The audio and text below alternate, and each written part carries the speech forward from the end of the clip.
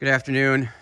Welcome to Fishing for Bees. So December 15th, north of Grand Rapids, high 40s today. So we came up to do some oxalic acid vaporization treatments. Also just an update, the low rod bees vaporizer died halfway through the last time we were up here. So I had to get the new heating element. Those things heat and cool constantly. So those heating elements are a fail part, but customer service for low rod bees, once again, excellent. Got it to me quickly. I was able to get back up here, do the ones that didn't get it last week, and then also the ones that got it last week, which would be on the end there left, 6, 4, 3, and 8. They got it again today, so they got their 2 treatments 7 days apart, 6 days apart. So anyways, you can see there's an open spot. So we're gonna do a video on winter dead, what to do with them, what I do with them, just to ensure that they don't, you get a 50-some degree day, these neighbors are gonna rob it out. So first of all, I lock them up. Second, I scrape them out real good. I do an investigation, not too thorough. I catch swarms, I don't have a financial loss as far as the purchase of the bees. I don't do extensive dead out autopsies, but I do take a look, so we're going to do that. One of the things I wanted to mention again is the painter's tape. So when you're doing the oxalic acid vaporization treatments, especially during the colder times, there's no better time to check out the seal on your boxes. So when I was up here last time and this time, you can see on between the double deeps and then the bottom boards on 2 of them, those are just pouring out the treatment. It's still getting enough treatment. I'm not concerned of the loss of the treatment. Of course, it'd be nice if it was more airtight. But what I'm saying is that when it pours out, that's a problem. You don't have a good seal. Use your painter's tape. Again, cheap insurance, super cheap. It helps them out. It stops all the drafts. They're not going to get to sealing those up in the winter. They just don't do that type of activity.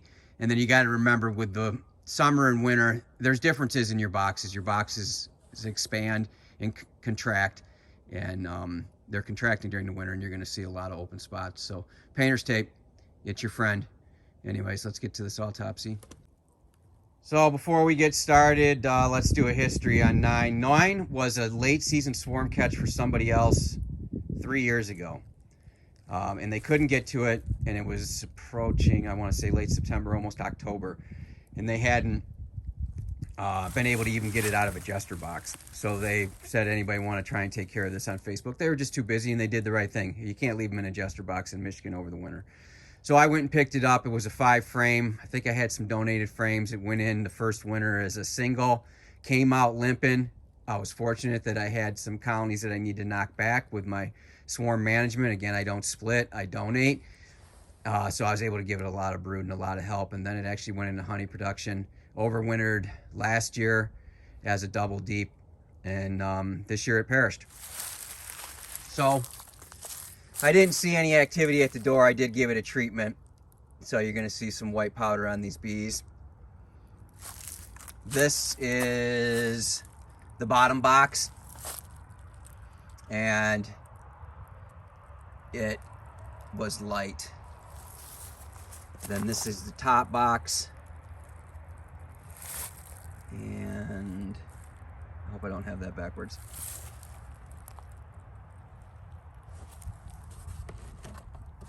Yeah, that's definitely the top box. I saw dead bees in there, so I'm not sure what happened to them. They must have fell through when I set it down. So we're going to pull them apart. We're going to check them out quickly, and then we are going to either freeze the frames, but again, it's winter here. I just seal them up tight. I have sticks that cover the full entrance, and then I ratchet strap them hard down to squish them, and turn them around usually on the hive stand and just let them freeze in place. You don't want to leave them open. Like I said, 50-some degree day. The neighbors are going to be in there. And, I could have more dead outs. It happens. So how many dead outs do I want to do in spring? I take care of them now. So here's your bottom board. I did look it over, looked at the backs of the bees for mites. I saw bees earlier that did not appear to even be wet. and the moisture in the quilt box was on there. Quilt box inside does not seem to be wet. So you take a quick look at the bottom board. You got a better view than I do because this will be if this is on your TV. So comment, let me know what you see. See if you see anything I miss. During your dead outs, your hive tool is a pain in the butt. It's just what it is. You need a dead out tool. So a putty knife, I love this Quinn tool because it actually has worked as a hive tool when I've been desperate and need to do some front scraping or anything like that. This will hit 2 frames at a time, so it cuts your work, and you need some type of a dead out tool. For me, a hive tool just does not cut it. So let's just take a quick look at the tops here. Everything's really, really dry in this one. I got some comb here. There's some bees right there that didn't fall through yet. We got one that's interested. That's why you don't do this next to your colonies. I mean, we're not even by them, and I'm still drawing attention. So, all right, so here we go. I'm not going to scrape it at the beginning, because I don't want to send debris down in there for my investigation. This is how you break frames too, so.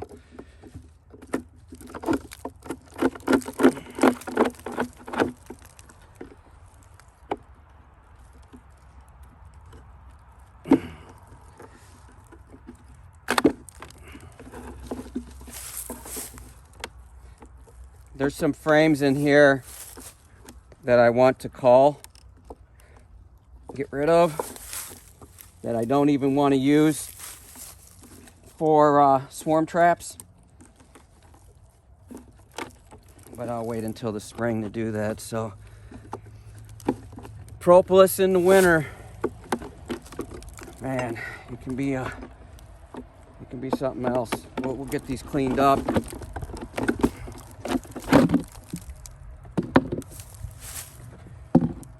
I mean, kind of as we suspected, right? Bone dry.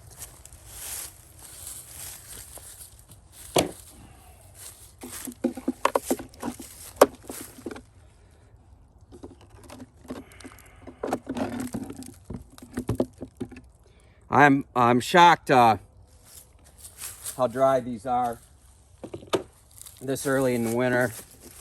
One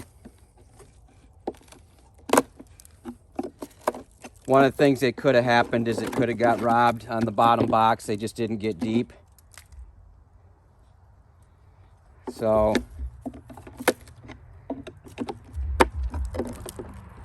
I'll go ahead and take a look at the rest of these. If there's anything of great interest, I'll certainly come back to it. I think the top box is the one we need to be focusing on though.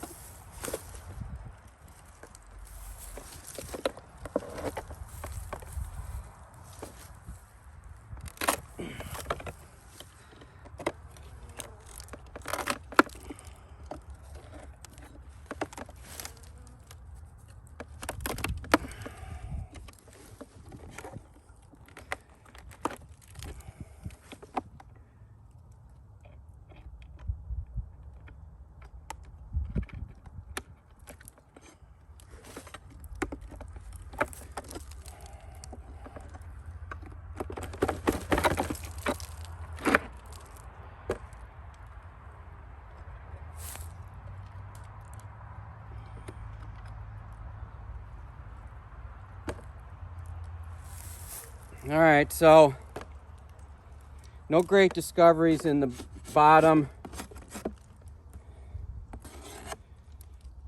Plenty of honey up here.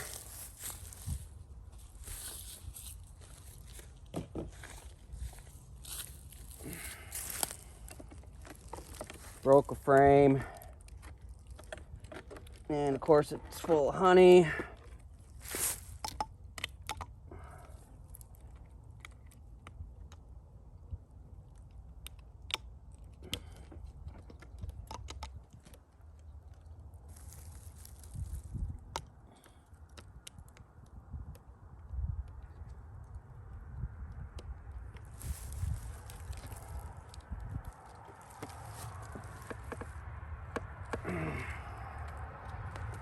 One of the things I do when I have broke a frame is I mark it. So I know the next time I'm in there, it has the potential to break. Boy, that is...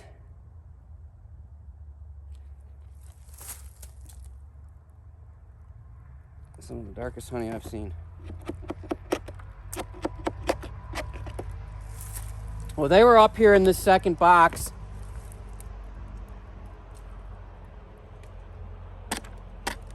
So I can say they didn't starve.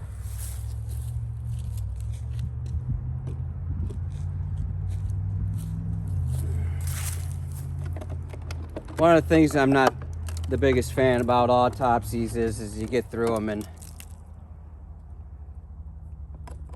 you still don't know anything. I hate this frame. This is one I wanted to cull. These right here are great hiding spots for small hive beetles. If you buy plastic frames and they have this edge and it's not solid, you're asking for trouble, in my opinion. Now I don't have a horrible small hive beetle problem here, and I know certain parts of the country it's much worse. See, this is where we were at. One of the things I noticed on the bottom board was there was a lot of drones still.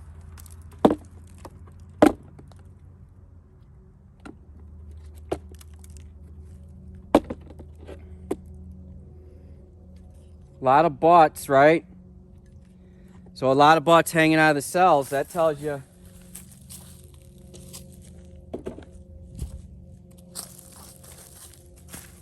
there's a good chance they could have starved. Now there was honey on the outside edges, but now look what we're getting into.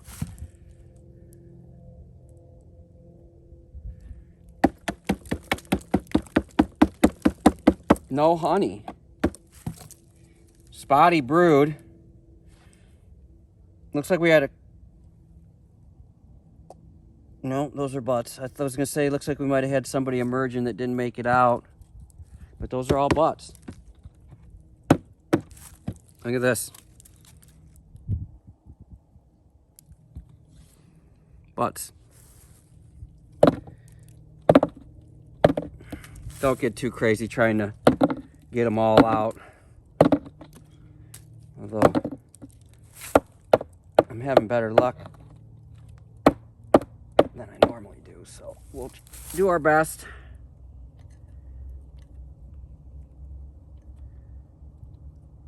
This seems to be a recent deadout. One of the other things is these frames will mold with moisture, and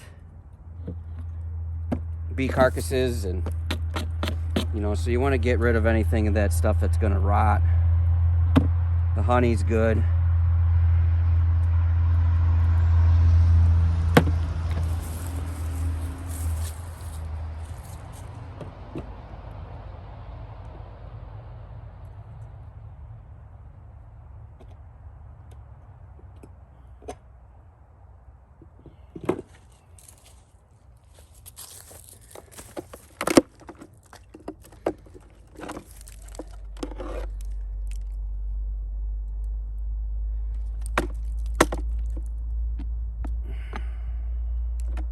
Not seeing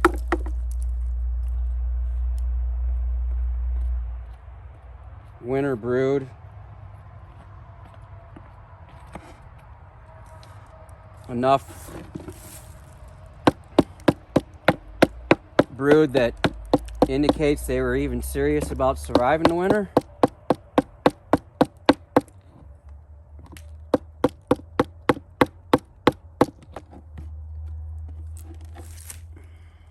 So it could have been a queen failure.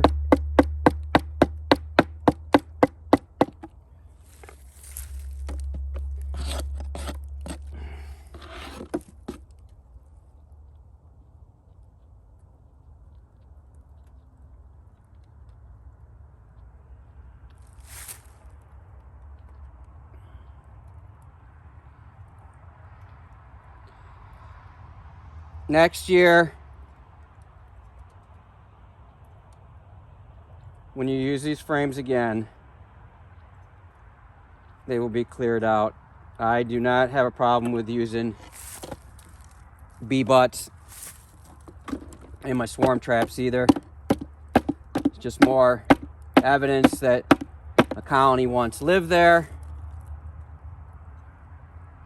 More scenting. These things are incredibly juicy and squirting everywhere. So again, moisture. I don't like in the spring pulling my frames out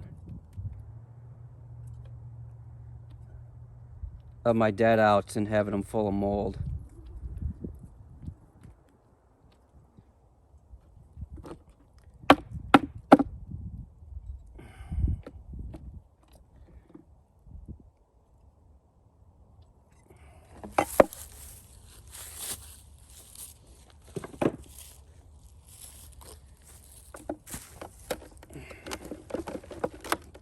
I will say that there's a lot of bees for such a small area, or I'm sorry, not enough bees for such a large area.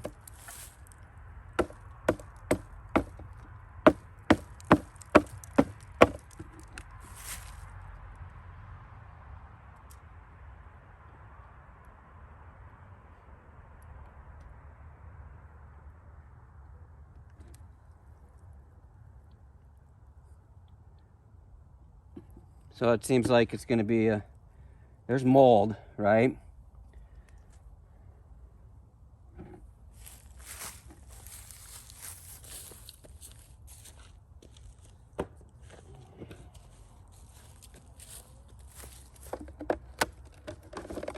A lot of moisture on this side of the colony. Yeah, they starved. Yeah, I'm gonna say they starved in place. Starved and froze in place. Crazy. A lot of mold. Weird. If you got an idea, let me know.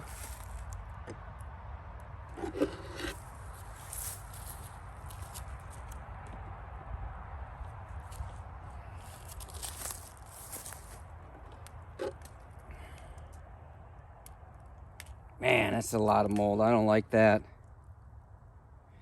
This is a huge drone cell frame.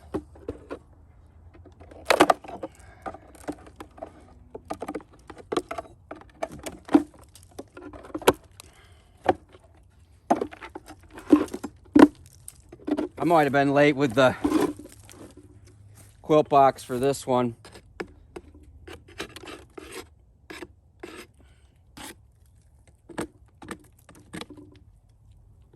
All the other ones are alive, so who knows?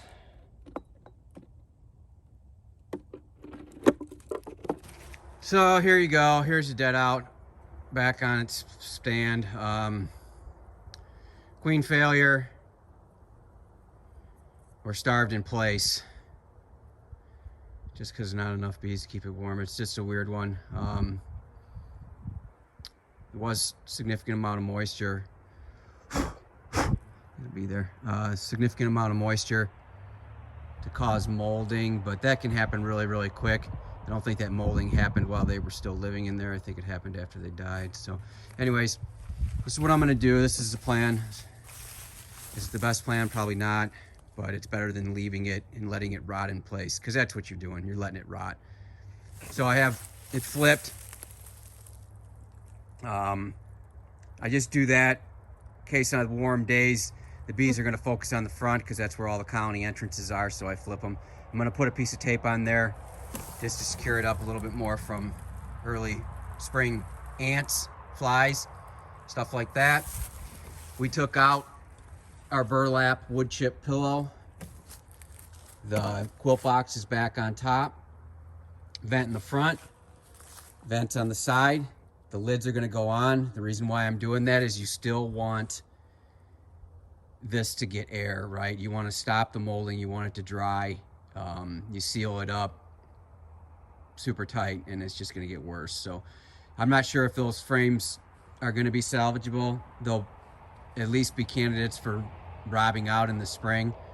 Whether dropping them into a colony or not, I'll have to see how they look in the spring.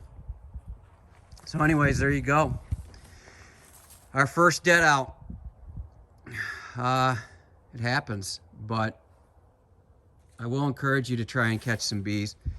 It's a much different game when you're not purchasing the bees.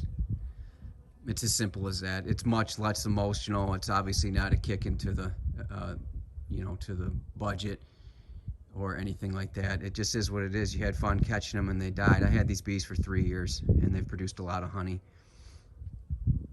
So it's unfortunate, but we still have 11 more and we'll see how we do for the winter. This is a loss. I'll take it. It'll be in my numbers. Nothing I can do about it now other than try and save those resources and salvage what we got. So and that's what we did. Nice day today, December 15th, Grand Rapids, Michigan. It's probably, I don't know, 5:30 in the afternoon and I'm still out here with no jacket. Crazy. Hope your bees are well. Thanks for watching. Just wanted to make a quick video letting you know that I put up some of our products on eBay under ETRE Sports. Again, that's ETRE Sports. Some discounted prices on the Hive Alive, cheaper than Amazon. Shipping included. Also, if you're in the Grand Rapids area, I have free samples of Hive Alive. Treats up to a gallon. So anyways, I just wanted to say thanks to all the subscribers. Thanks for all the support. I appreciate everything. So I just wanted to extend these discounts to everybody in the lower 48. So check it out. You'll recognize the background on eBay. It's the cheapest prices on eBay. Again, that's ETRE Sports. I have them listed on eBay, both sizes, both discounted. There's only 4 of each, so it's just while supplies last. But again, as a thank you for all the support this season, and we'll catch you around. Thanks.